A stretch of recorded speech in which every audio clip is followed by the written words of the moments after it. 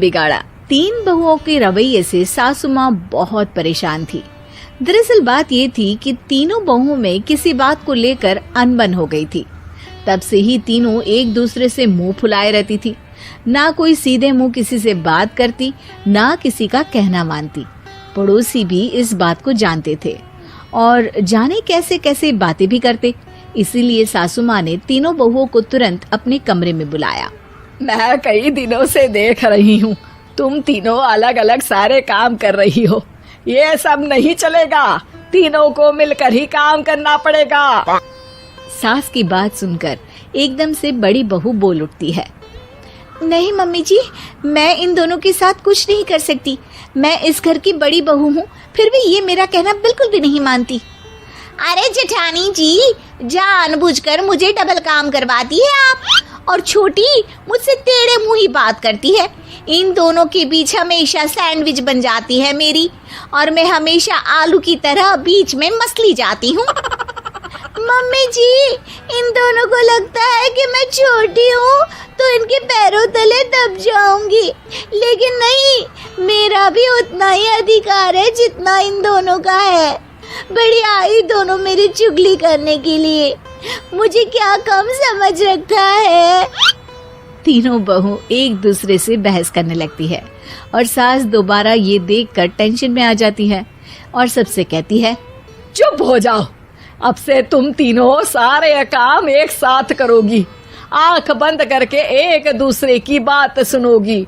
तुम तीनों इस बात को गांठ बांध लो, वरना अगली छुट्टियों में तुम्हारा अपना मायके जाना कैंसिल।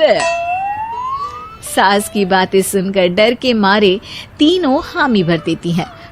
जी मम्मी जी, मैं समझ गई। हाँ मम्मी जी, जैसा आप कहें। आप जो कहेंगी मैं वही करूंगी।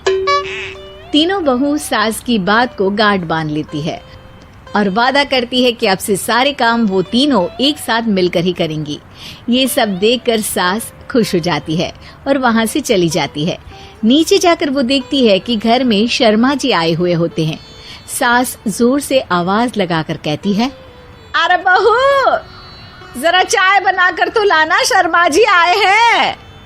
सास की बात सुनकर तीनों बहू तुरंत किचन की ओर भागती है और चाय बनाना शुरू कर देती है। मुझे तो एकदम मसाले वाली कड़क चाय पसंद है, तो हम शर्मा जी के लिए मसाले वाली चाय ही बनाएंगे। अरे नहीं दीदी, गर्मी के मौसम में मसाला चाय कौन पीता है? मैं तो शर्मा जी के लिए इलायची वाली चाय ही बनाऊंगी। ये कैसी बात कर रही हैं आप दोनों? मेरी मम्मी ने सिखाया है कि मेहमान को ज्यादा दूध और शक्कर वाली चाय देनी चाहिए, वरना वो घर वालों को कंजूस समझते हैं। तो मैं तो शर्मा जी को ऐसी ही चाय दूंगी। तीनों बहुएं अपने अपने तरीके से चाय में शक्कर, मसाला, पत्ती सब डाल देती है। उबलने के बाद तीनों मिलकर चाय बाहर लेकर जाती है और शर्मा जी और सासू माँ को देती हैं। चाय पीने के बाद शर्मा जी सासू माँ को देखकर शर्मा जाते हैं और शर्मिंदा महसूस करते हैं कि आखिर उन्होंने चाय पीने के लिए हामी क्यों भरी। सासू माँ भी चाय पीना शुरू करती है और कहती हैं, अरे बहू, ये कैसी चाय बनाई है?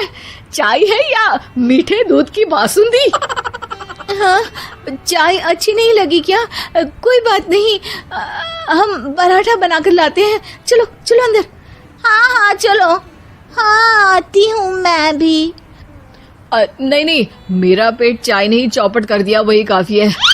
पराठे से पोपट नहीं करवाना, मैं तो चलता हूँ। शर्मा जी चुपचाप पतली गली से निकल जाते हैं। अगले दिन सास बहुओं से कहती है, अरे बहू, जाओ जाके ऊपर के गेस्ट हाउस की सफाई कर दो। कल हमारे यहाँ मेरे दूर के रिश्तेदार आने वाले हैं, तो पूरे कमरे को चमका देना, समझी?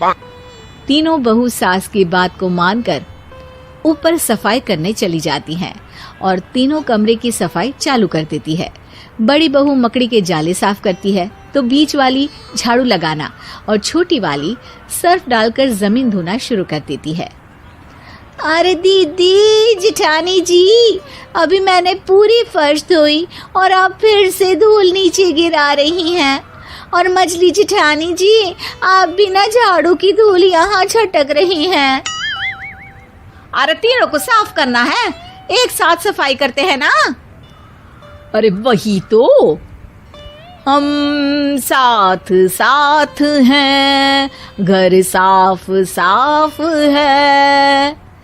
तीनों बहू ऐसे ही काम में उलझ जाती है और 2 घंटे तक एक ही कमरे की सफाई करती रहती है।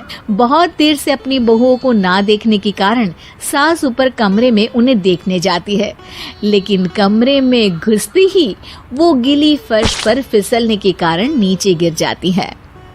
ओरी मोरी मैया, हड्डी मरोड़ के रख दी। आए मेरी तो कमर ही टूट गई रे। तीनों बहुएं सास को उठाती हैं और बिस्तर पर सुला देती है।